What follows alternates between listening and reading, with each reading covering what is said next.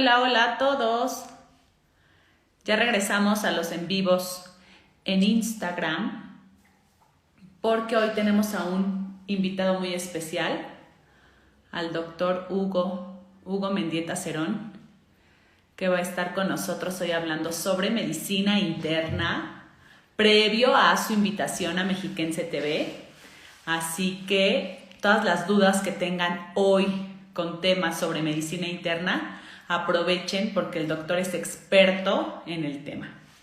Así que démosle la bienvenida a Hugo Mendieta Cerón. Vamos a ver si ya se conecta. Hola, buenas tardes. Hola, doctor. ¿Me escuchas bien? Todo perfecto.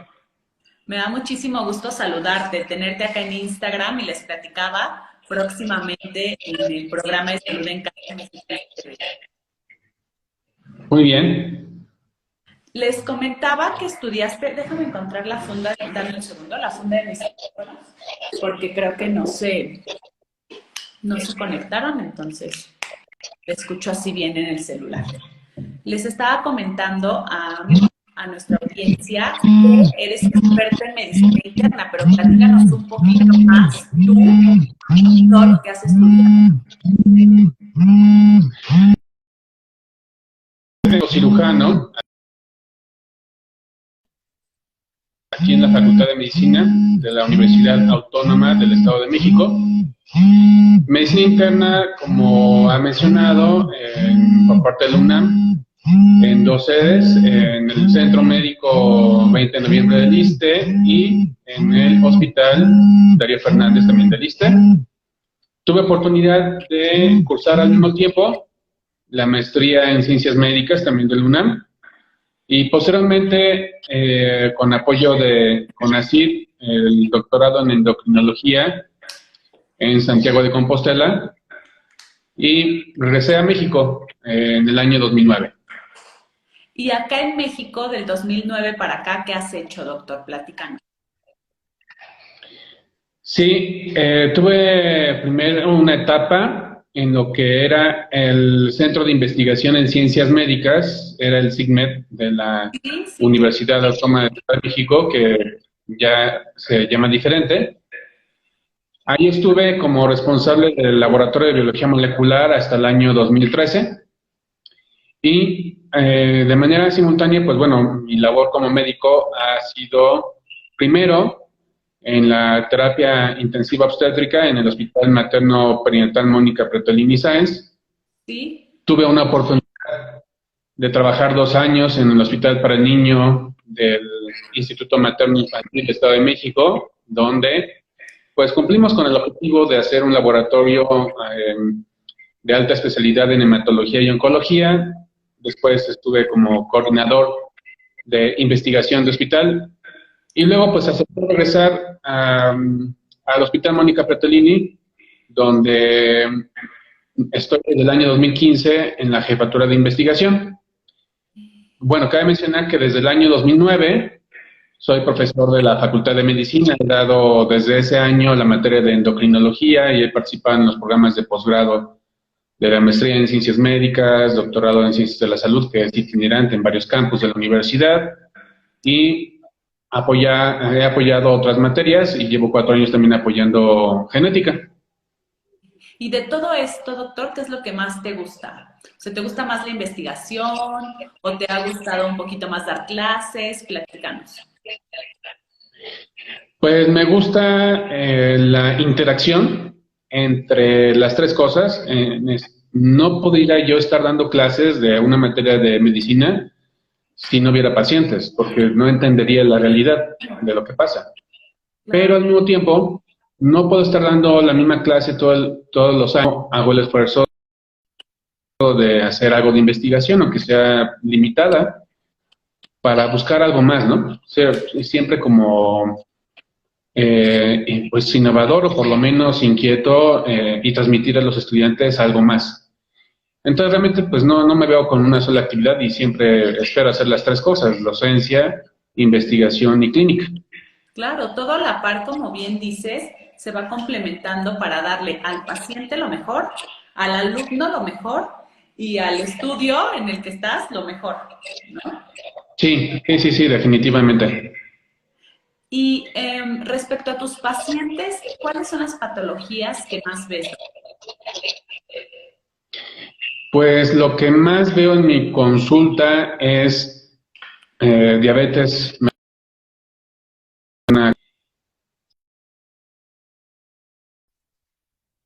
y la segunda patología más frecuente que veo es alteraciones de lípidos y la tercera, enfermedades de tiroides. Yo creo que son las tres que veo más. Claro, ahorita que mencionas alteraciones en los lípidos, ya voy a dejar de jugar con los teléfonos porque no se conectaron.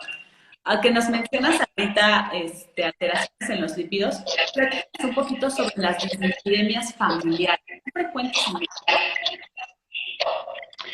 Sí, pues es una excelente pregunta porque, bueno, en México tenemos dos problemas graves. Uno, tenemos hipertrigliceridemia, tenemos triglicéridos altos, generalmente por malos hábitos. O sea, estamos con sobrepeso y aparte comemos mal. O sea, no realmente no llevamos una dieta correcta. Y no está mal, digamos, de vez en cuando un antojito y eso, ¿no? Pero si nuestra dieta es dependiente de estos antojitos, pues tendremos una falta de equilibrio. Y tenemos otro problema, que ahorita que mencionas lo de genética, de acuerdo a los estudios que he hecho, y es la importancia de estar haciendo estudios y el esfuerzo personal, ¿Sí? y de acuerdo a las lecturas de artículos, tenemos baja concentración del colesterol conocido como colesterol bueno, que es el HDL.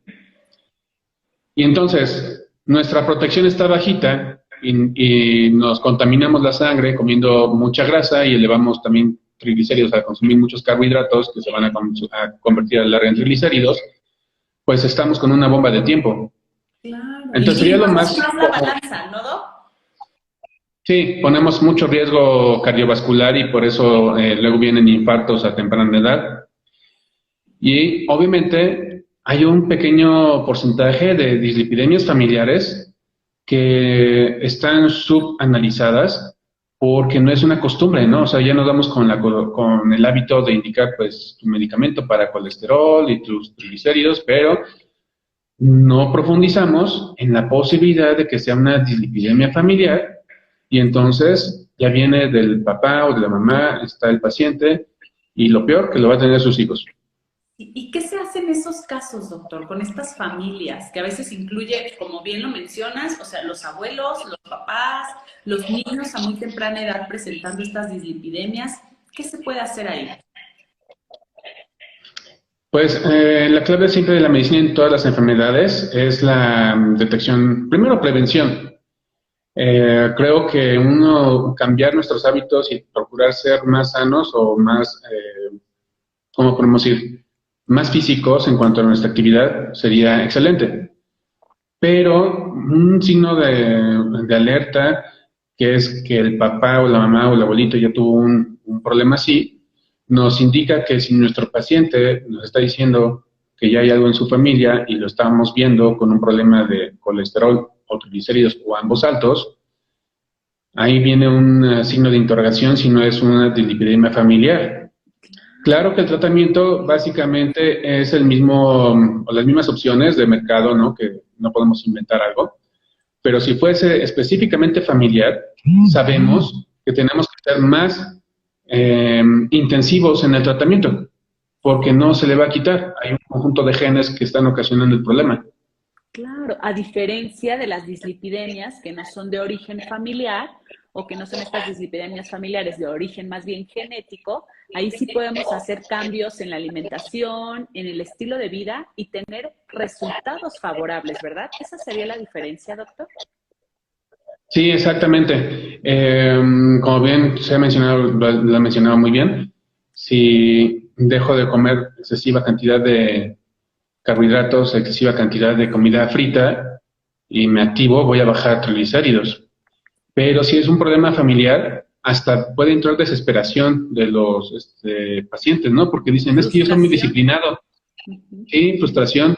están apegados a una indicación médica, la están siguiendo, a lo mejor no al 100%, pero se nota por el seguimiento que uno hace simplemente con el peso, que a lo mejor están perdiendo peso, y no bajan como uno quisiera o uno esperaría triglicéridos y colesterol. Entonces es un dato que sí está justificando que el paciente tiene algo más y tendríamos que buscar alternativas de tratamiento pues permanentes o más agresivas o investigar qué más podemos hacer. Claro que si quisiéramos pensar como en primer mundo, tendríamos que pedirle o invitarle a hacer unos estudios genéticos. Me gustaría que aspiráramos a ese tipo de medicina, pero aunque sí se hace, está muy caro. Está muy caro y está fuera de alcance de la mayoría. Tal vez en algunos años será más accesible, doctor, y podamos detectar estas dislipidemias familiares de manera adecuada y evitarle al paciente justo esta frustración que platicábamos, ¿no? Al hacer cambios y no ver resultados. Para estos pacientes con dislipidemias familiares, ¿cambian los rangos, digamos, de estos niveles de lípidos o se usa el mismo criterio que para el resto de la población? Bueno, también una excelente pregunta. Los puntos de corte van a ser los mismos, pero la meta a alcanzar veremos que es un poco más difícil de conseguir con los mismos tratamientos. Obviamente que pues bueno, yo invitaría a considerar que si alguien ya mencionó que su papá o un familiar tuvo quizás un infarto muy joven, redujéramos, ¿no? Redujéramos los puntos de corte para el paciente que estamos viendo, porque significa que está en mucho riesgo. Claro, tienes mucha razón, doctor. Nos comentabas también de que ves pacientes con diabetes y a veces es triste, pero el mismo paciente puede tener diabetes y dislipidemia, ¿verdad? ¿Es más común?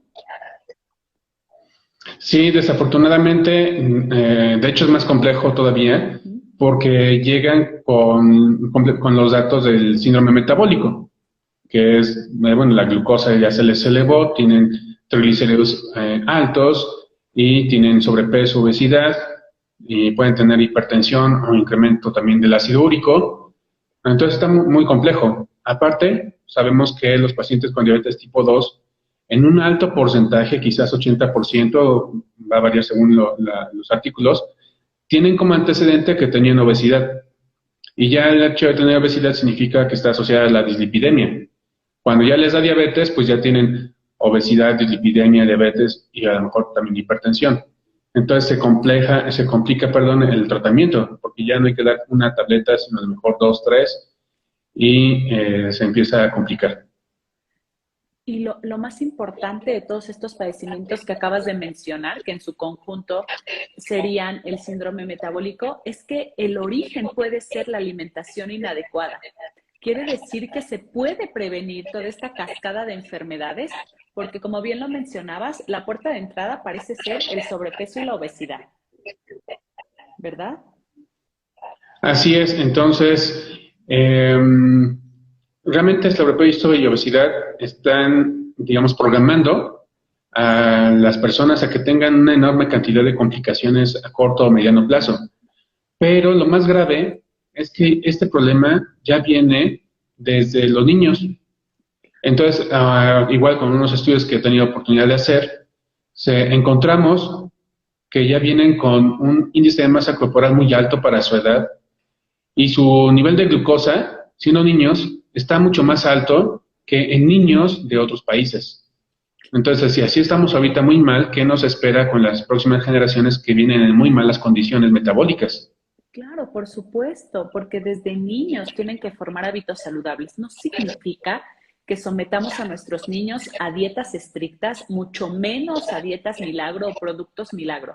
Esto significa que cambien su estilo de vida, no que los obliguemos a comer diferente, sino que en conjunto toda la familia vaya formando un estilo de vida más saludable. Así es otra observación muy interesante y muy precisa. Cuando veo a un pacientito que tiene hipertensión o diabetes o dislipidemia y se les indica una guía de alimentación, una orientación, se les dice que tiene que llevar esa dieta toda la familia. porque no podemos ver que un elemento de la familia, un integrante, esté pues apegándose a un régimen muy estricto con verduras y muy bien distribuido, y los demás integrantes mantengan una dieta no muy correcta. Eso pues no está muy bien.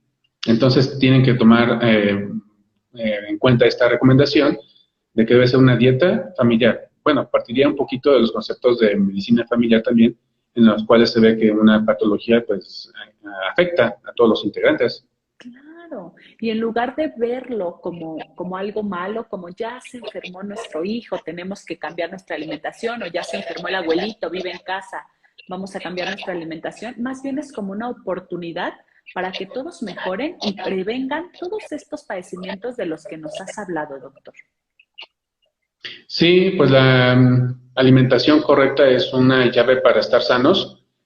Antes de que nos enfermemos, tengamos una enfermedad y luego no nos alcance para estar pagando medicamentos carísimos o que imaginemos que están de 6 integrantes o 4 integrantes, la mitad de enfermos, pues ¿qué va a pasar ahí?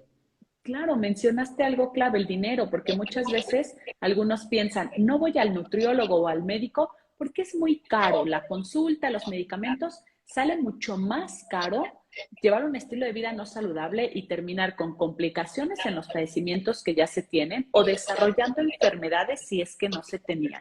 Voy a hacer un paréntesis para fomentar a nuestra audiencia que si tienen alguna duda sobre estos padecimientos, nos ha hablado un poco el doctor sobre dislipidemias, diabetes, tocó un poco el punto de la hipertensión. Si tienen alguna duda sobre el síndrome metabólico, aprovechen para preguntarla ahorita y para que desarrollemos también este tema próximamente en el programa Salud en Casa por Mexiquense TV. Recuerden que pasa los jueves a las 7 y los sábados a las 4.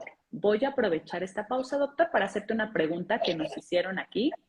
Y pregunta San Germán. Dice, disculpe, doctor Mendieta, ¿cuáles son las complicaciones mayores de tener alto el ácido úrico? Sí, aquí tenemos una situación particular con el ácido úrico, que hay pacientes que pueden tener niveles altos de este compuesto y que no les pasa nada, ¿no? Pero en su mayor parte va haciendo un daño silencioso a largo plazo. Este daño silencioso puede ser un problema renal, Claro. puede ser que se esté perdiendo discretamente la capacidad de filtración glomerular del riñón y no duele, o sea, no duele y no se va a dar cuenta qué está pasando hasta que ya tenga un problema avanzado. Claro que nosotros identificamos otras complicaciones con el ácido úrico alto, específicamente las crisis de gota. Ahí vendrá pues el dolor, la articulación inflamada y es un extremo. Y puede ser más grave, dependiendo pues las condiciones genéticas de cada paciente, que sean tantos ataques de gota que se hacen los tofos, las bolas, Sí. que van deformando las articulaciones y terminan incluso en cirugías. Entonces, vamos entonces a encontrar un espectro de un daño muy discreto, muy leve, a un daño muy grave. Claro, este daño en la articulación, doctor, ¿tiene remedio? Es decir, ¿se puede retroceder ese daño ya cuando esté en la articulación por los tofos o no? Hasta cierta medida, con una intervención quirúrgica se puede, digamos, restablecer el daño, Sí. pero posiblemente ya si la anomalía fue muy grave, ya no se pueda recuperar la funcionalidad al 100%. Entonces, volvemos a lo mismo de hace rato. Es muy importante la prevención, es mejor tratar de mantener estos niveles bajos a esperarnos a que tengamos un dolor o un ataque de gota que ahora sí nos obligue a una cirugía.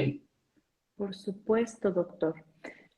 Nos estabas comentando al inicio que estudiaste medicina interna. Entonces, este médico internista, ¿qué enfermedades puede atender en nuestra familia? ¿Cuándo debemos acudir con él? Sí, pues la medicina interna trata de las enfermedades propiamente del adulto, ¿ok? Obviamente podemos ver hasta cierto grado o límite algunos adolescentes, ¿no? Porque ya prácticamente podríamos tener como el tratamiento de un adulto en algunos casos, ¿no? Pero básicamente nuestro volumen, nuestra atención, nuestra misión es atender las patologías de los mayores de edad hasta los de tercera edad, ¿no? Aunque para ese rango sería mejor un geriatra. Claro. El internista puede estar tanto en consultorio como en urgencias, terapia intensiva, etcétera, y se caracteriza o intentamos ver al paciente de manera integral y tratando de considerar todas las posibilidades, combinaciones o patologías de manera única, ¿no? O sea, ver al paciente como un todo. Obviamente, si es una cosa muy compleja, muy sofisticada, hay que derivarlo al especialista, al subespecialista, ¿no? Claro. Al cardiólogo, al reumatólogo, etcétera. Pero la realidad es que no hay, ni de broma, todos estos subespecialistas en la mayor parte, ni de México, ni de ningún país. Entonces sí tenemos que estar siempre atentos a tener la capacidad en nuestra formación de ofrecerle algo a estos pacientes adultos. Claro, es por eso que nos puedes hablar de todas estas patologías, porque sería en un mundo ideal que llegara un paciente con diabetes, otro con hipertensión, otro con ácido úrico elevado, pero muchas veces, como nos mencionabas, el mismo paciente presenta todas estas patologías y hay que evitar que se compliquen. Sí, pues desafortunadamente no podemos decir que el paciente leyó un capítulo del libro y que va a venir con una característica específica y única, ¿no? O sea, sino que vienen con este conjunto de patologías y no vamos a sacar en ese instante a 5 subespecialistas, ¿no? Claro. Entonces tenemos que ofrecer lo mejor posible para estabilizarlo, darle el mejor tratamiento posible y si el paciente tiene posibilidad de ir con un subespecialista, tiene alguna institución, pues adelante. Lo que ha pasado, por ejemplo, en mi experiencia en nuestra normalidad, o más bien anormalidad con la pandemia, y a consecuencia de que los hospitales tuvieron que canalizar sus esfuerzos con lo de COVID, pues Sí, no hubo consultas. O sea, cerraron las consultas de las muchos externas. especialistas. Ujú. Sí, y entonces se tuvo que el paciente movilizar para buscar alternativas y estoy seguro que así como en mi caso, pues muchos internistas estuvieron pues sacando pacientes que de otra manera a lo mejor no eran los de rutina, los conocidos, los habituales, Sí. pero porque no había alternativa. Claro, y siguen, si estos 2 años se han desfasado el tratamiento, las consultas externas en todos estos hospitales que se convirtieron COVID o incluso los que no son COVID, que no se dieron abasto, pues muchos pacientes están acudiendo, claro, con el que debieron acudir desde el principio, que era el médico internista. Pues sí, pues yo considero que la medicina interna es una especialidad pues clave en el sistema de salud. Recordemos que hay 4 que considero que son troncales o de eh, máxima importancia, que Ujú. es pediatría, ginecología, cirugía y medicina interna. Con esas 4 especialidades podemos estar pues sacando pues, el trabajo en la mayoría de las clínicas, hospitales, etcétera, porque es la mayor cantidad de patologías las que atendemos. Obviamente, siempre es bueno tener un equipo multidisciplinario y pues es grato contar con amigos o conocidos que dominan ya un área mucho más específica y a ellos los canalizamos.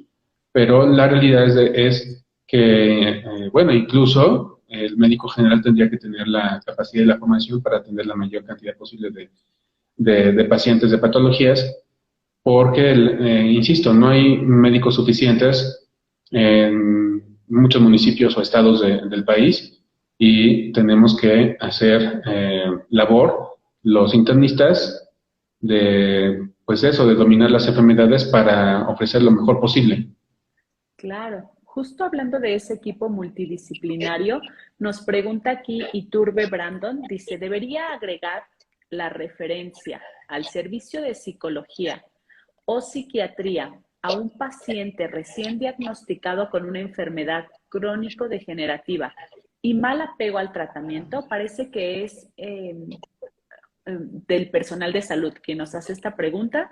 Dice que si es bueno hacer esa referencia al servicio de psicología si el paciente no se está apegando a su tratamiento, doctor. ¿Qué recomiendas tú? Bueno, sí, es una excelente pregunta. Saludos a Brandon. Y aquí tenemos una realidad. Una enfermedad crónico-degenerativa tendríamos que verla a lo que es la obesidad, ¿ok? Y a esa enfermedad que es crónico-degenerativa porque nos va a ocasionar muchos problemas articulares, respiratorios, cardíacos.